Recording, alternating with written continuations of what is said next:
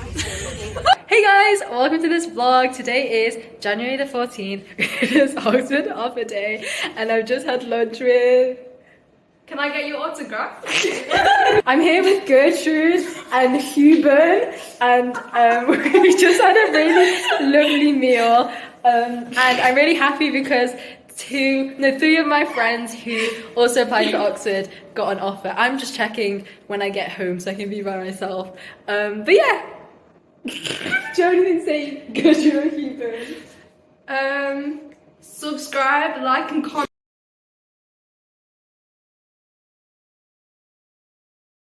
What are you listening to? Oh yeah. The Blue Crew version. Oh yeah!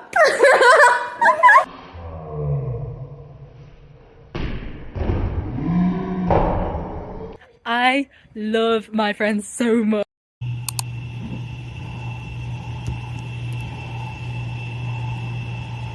So right now I'm on the way home. Still haven't checked my emails yet and it's about 4:30 and everyone's results have already come out by 12. So really pushing it, but yeah, I'm looking forward to it. I think I'm quite chill. I know that I'll be fine no matter where I go, that's the thing. And I'm so happy for my friends because they deserve it so much. So yeah. Hey guys, so this is the official reaction video. I've got my laptop and I've got a cup of tea. And so you're gonna see my live reaction. I'm a little bit nervous, but then I'm like, it's fine. Ooh.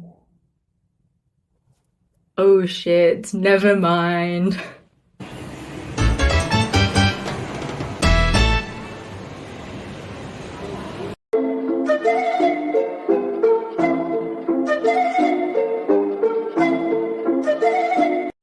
Hey guys, so I know that I kind of ended the last clip a bit awkwardly.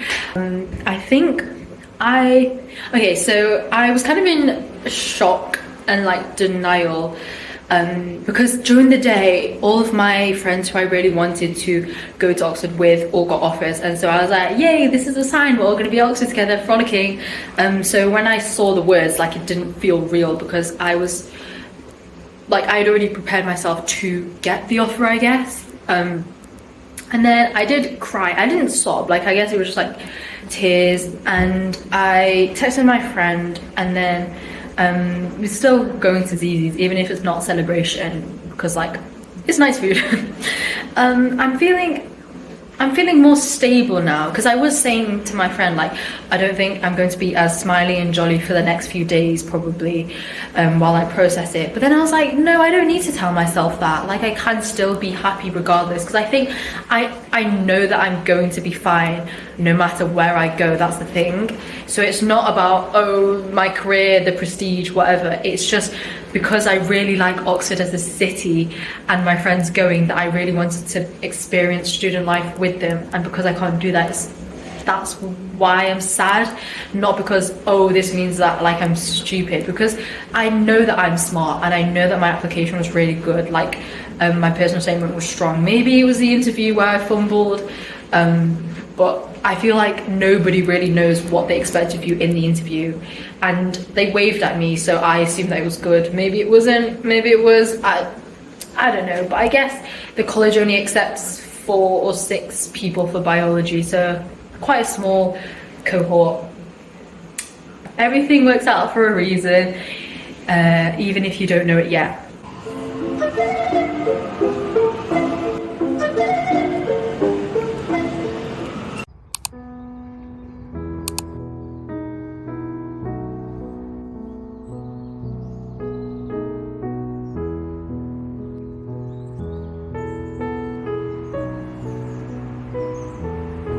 Hey guys, so as you now know, I didn't get an offer for Oxford, and I thought that in this part at the end of the vlog I would do a segment yapping about my reflections and also how I processed it, because I feel like the methods I use could be really beneficial for people who are in a similar situation where you didn't get into your top university, something like that.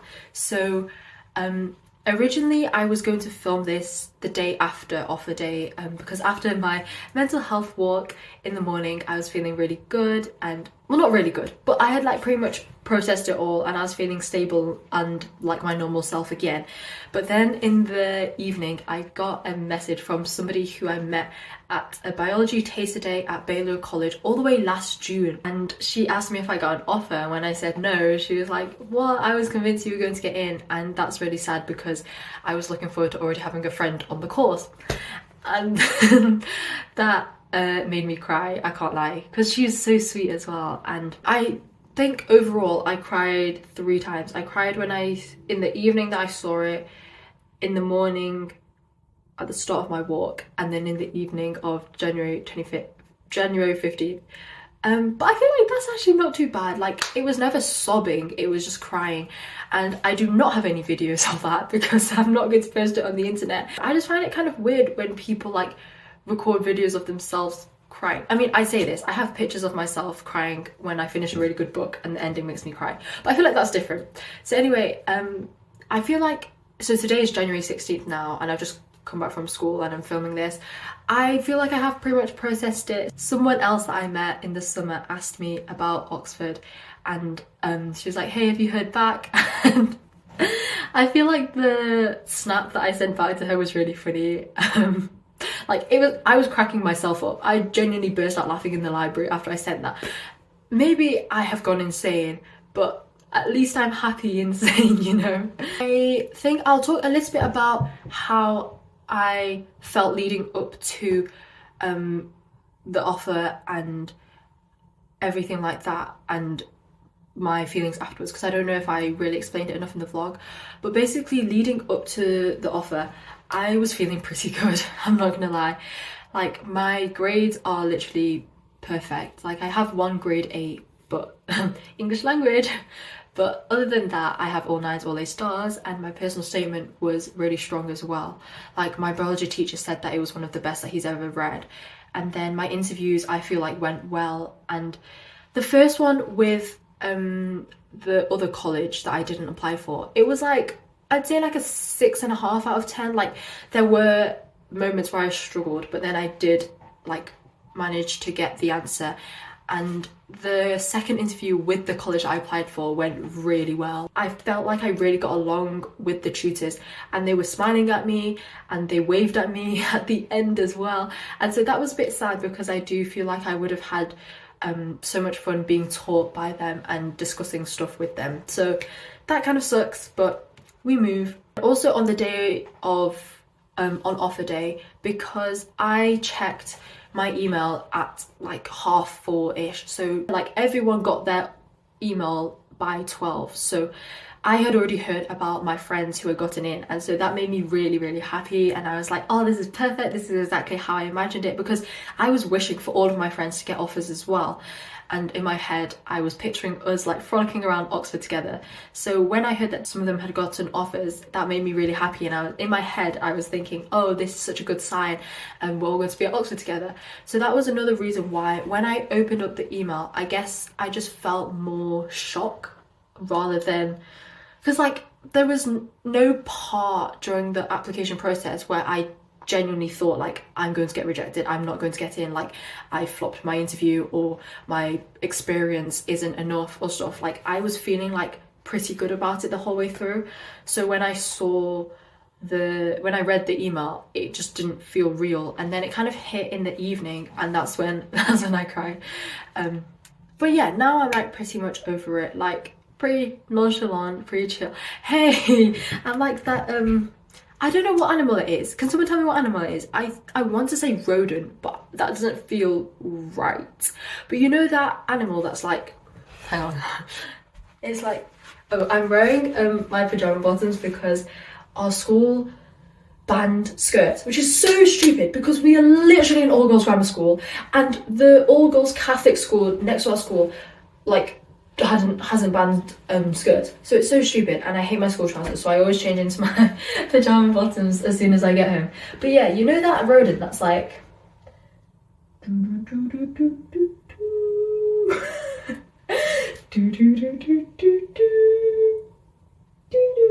you know what I mean? Like, I feel like I'm literally like embodying that right now, so it's all chill.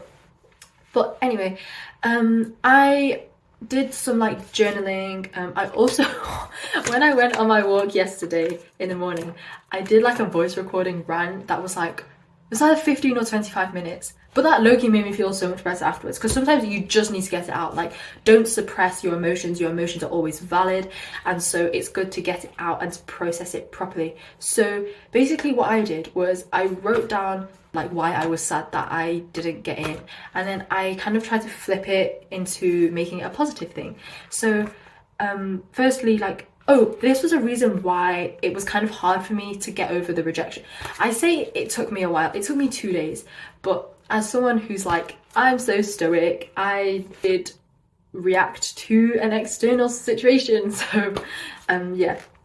But because Oxford, I just really love the city and the atmosphere and the environment, because I did a summer school there last year and it honestly felt like a second home by the end of it. Like, I could absolutely imagine myself being there for like several years and really enjoying it. So I think this is why I'm not completely cutting out the possibility of going to Oxford in the future. Like, I'll probably do a master's there, maybe a PhD, but trust, you will see me at the Bodleian Library one day at Radcamp.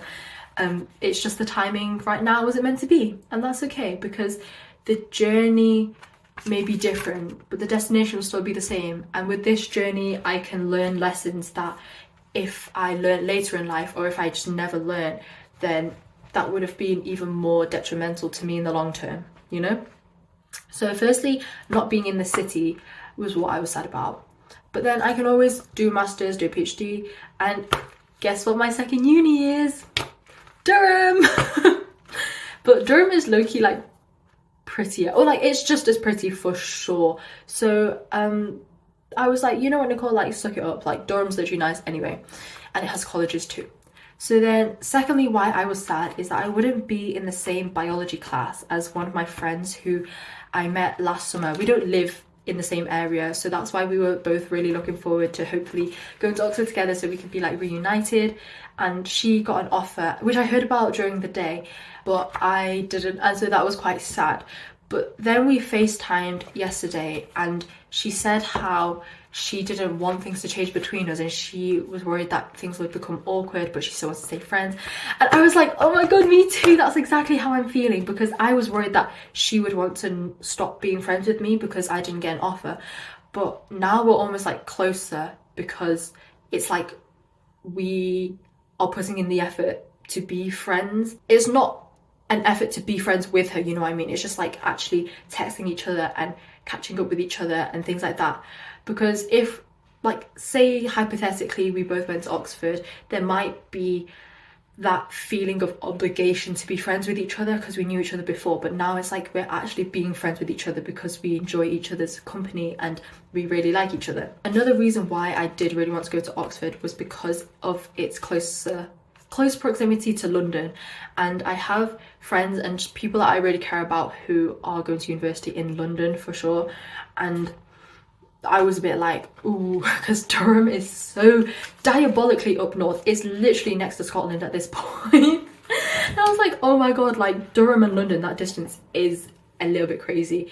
But it's like me getting rejected from Oxford hasn't made any difference to my relationships with them, which is something that I'm so grateful for. Like, also because I posted a screenshot of my email rejection on my close friend's story, and I was like, in case you guys wanted to ask tomorrow, you don't need to. And I got a really lovely response from like everybody on my close friend's story. Some were more empathetic than others, I guess. Like, they were all lovely, it's just that some were like paragraphs, and I was like, oh, like I do love my friends so much. And so this has helped me be even more grateful for the people in my life too, and like my parents and my family as well. Like, my parents have never wanted me to go to Oxford, I can't lie. They just want me to go to the one closest to where we live. And then I guess there is that like feeling that you're not smart enough, or it's like embarrassing if you don't get in when you've told people that you've gotten like an interview and you've applied and things like that. But then I was thinking about this. Objectively smarter people than me didn't get in. Objectively smarter people than me didn't even get an interview. Like, there's someone in my year who is so smart. They are scary smart, but they didn't even get an interview for Oxford. And instead of me going, oh, I guess you're not that smart because Oxford didn't give you an interview, instead that made me think, oh, Oxford's like a little bit, Oxford clearly can't recognize a good candidate because you are so smart. You are literally, you would thrive in the atmosphere. You're going to win like some kind of maths award in the future anyway, and so Oxford fumbled, you know? Switching your perception into thinking that instead of people judging you based on how Oxford views you, it's changing their perception of Oxford based on how Oxford has responded to you, essentially. So that helped me get over that feeling of embarrassment. And like the first day I definitely like felt a lot less confident in myself, my abilities, but then I thought about that and I was like, hey, like I am smart, like I am objectively smart, and so I don't need to base my self-worth on Oxford. You shouldn't think that you're not a good applicant just because Oxford didn't see you. And yeah, like, you know, that quote, rejection is just redirection.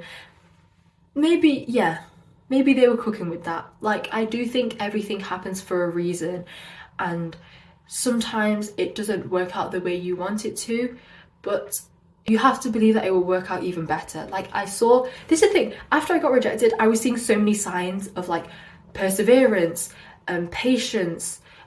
There are other journeys that are even better than the one that you were picturing in your head. I did see a video and it was saying, one thing that stuck with me, it said, if you ask for something to the universe or God or whatever, if you just have a goal in your mind, either it happens at a different time, like you're just not meant to go through it right now. Because low-key, Oxford, the workload is a lot. Like, it isn't just all fun and rainbows at Oxford. So I guess maybe like I just wasn't meant to, or like I'm not built for that yet.